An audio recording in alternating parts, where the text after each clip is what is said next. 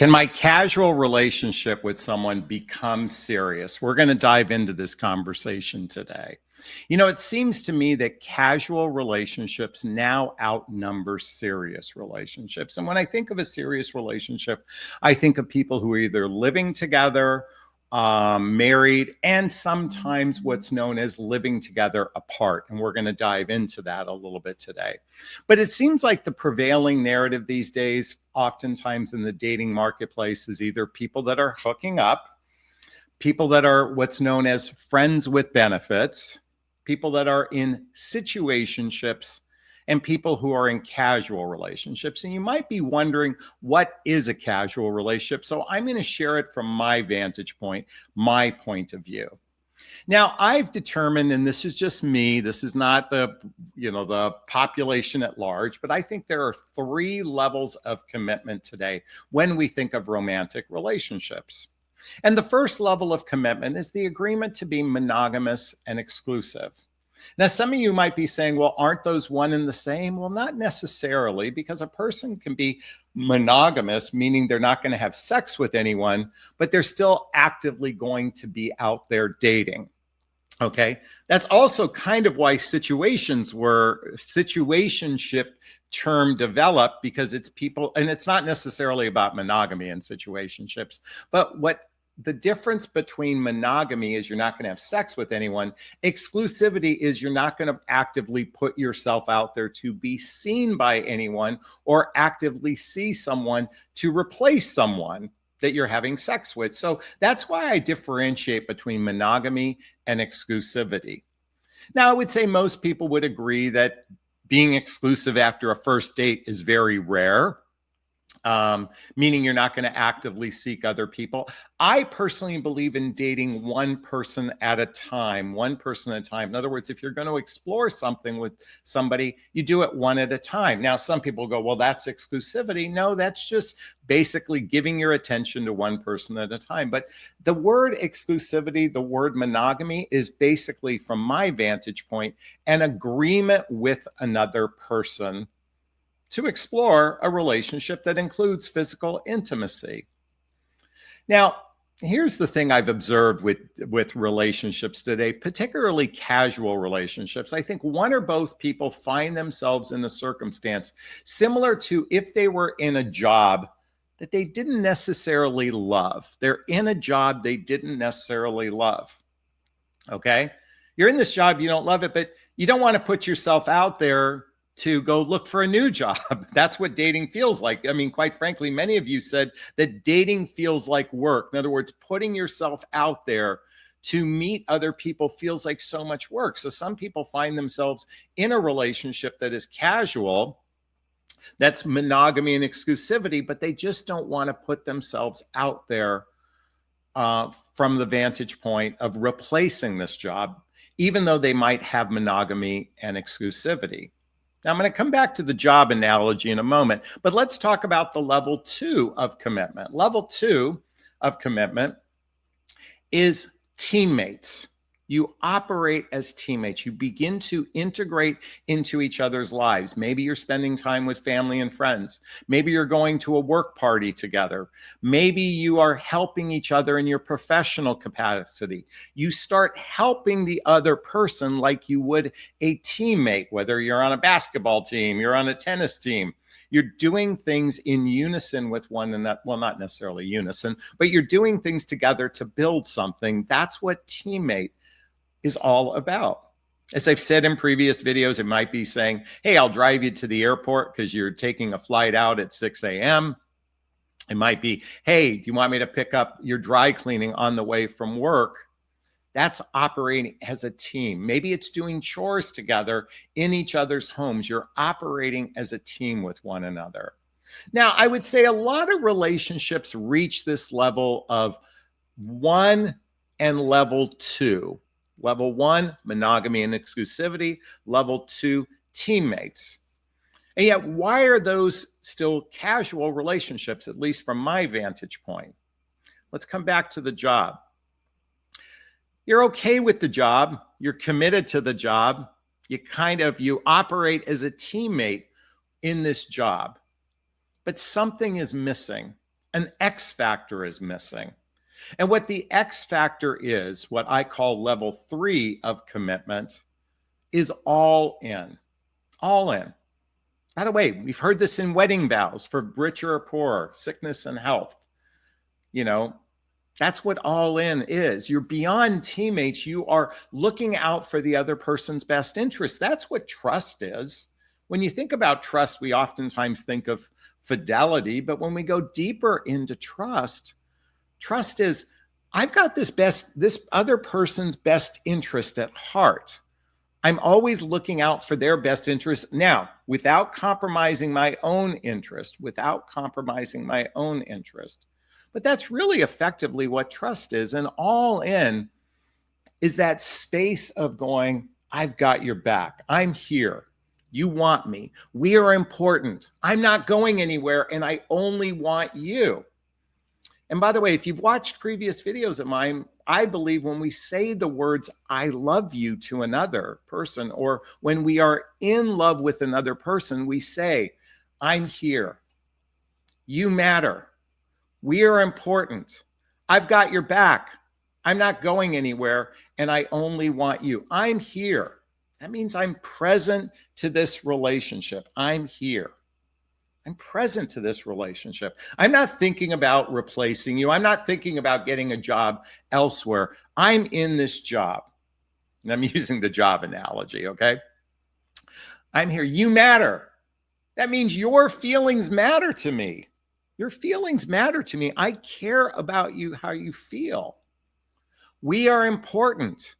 We are important. That means that the relationship is a separate entity. You're treating it as a separate entity. It's something that you covet. It's something that you make sure that you nurture together as a team.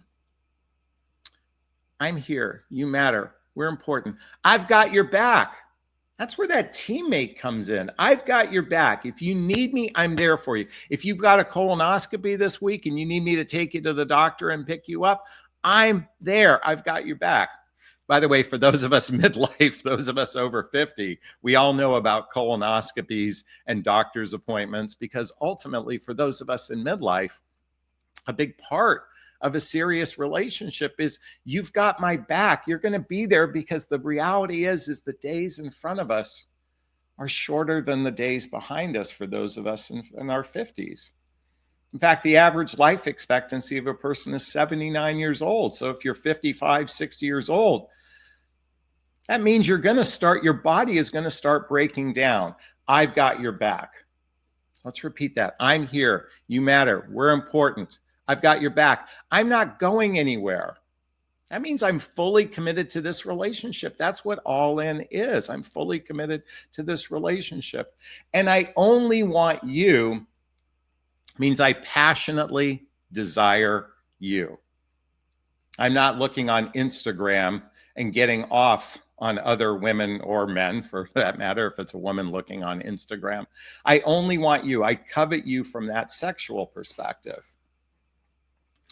Sadly, as I said before, we see most people find themselves in casual relationships, because reaching that level of all in is challenging for so many people. And let me give you some examples of why this doesn't happen.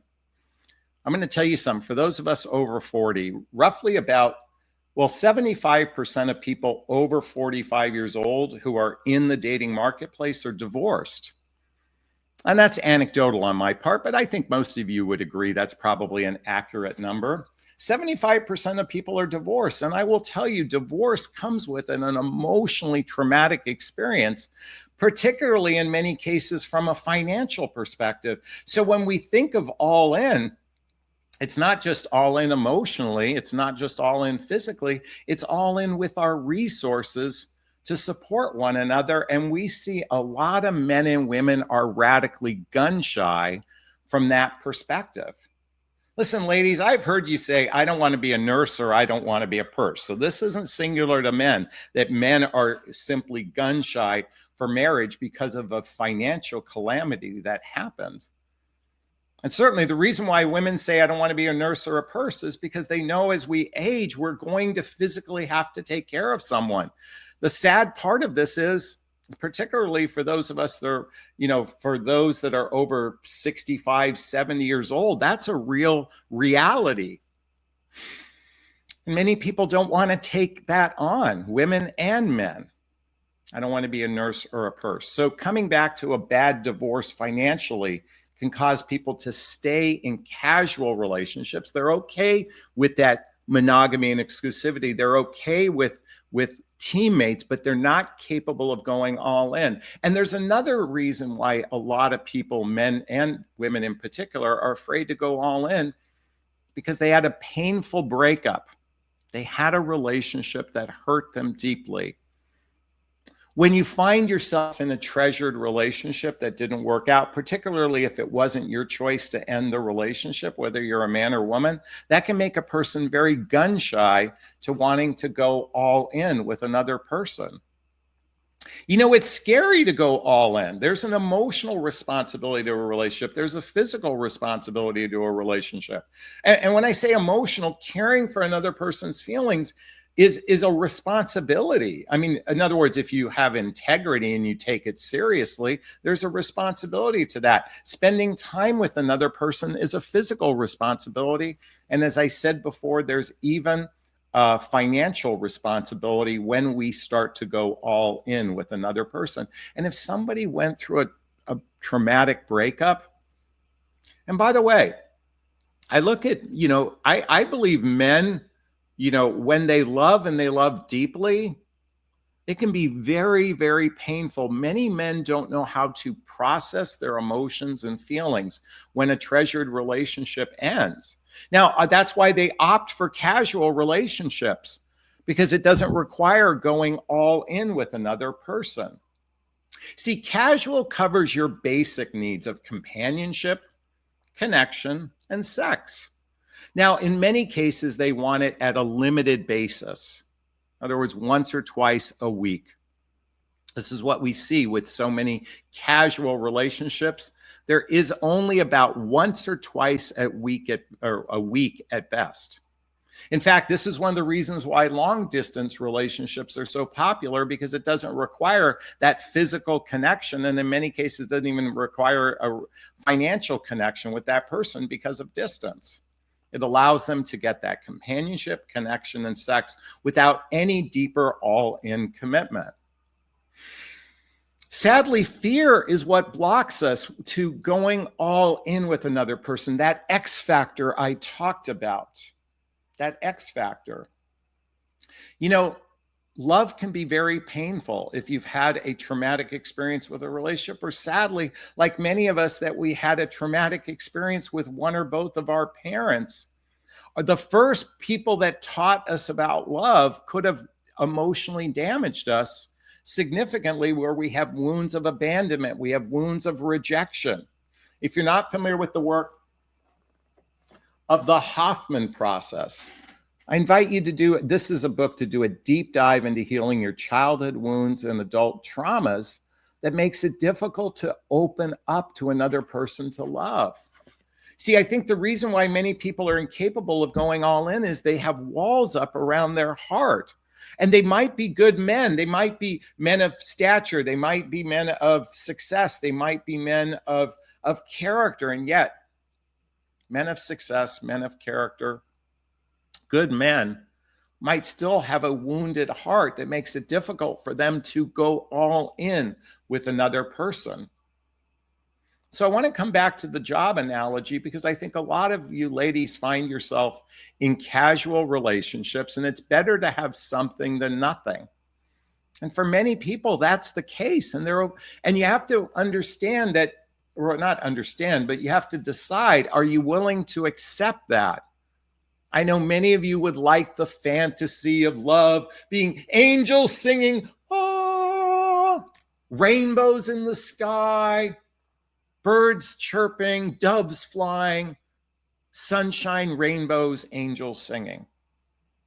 But casual, there's something to be said for casual relationships. Now, can a casual relationship become something serious? I think ultimately, if two people have reached a state where they're spending regular time together, probably 3 or 4 or 5 days a week together, even if they don't live together. In fact, the prevailing narrative today in a lot of relationships are living together apart. If you're not familiar with the book,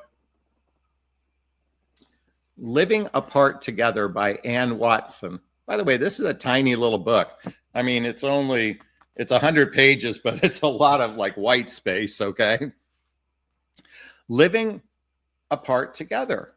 This happens to be for those in midlife, this happens to be one of the prevailing types of relationships we see in the dating marketplace. Because the reality is going all in is scary for a lot of people if they've been hurt.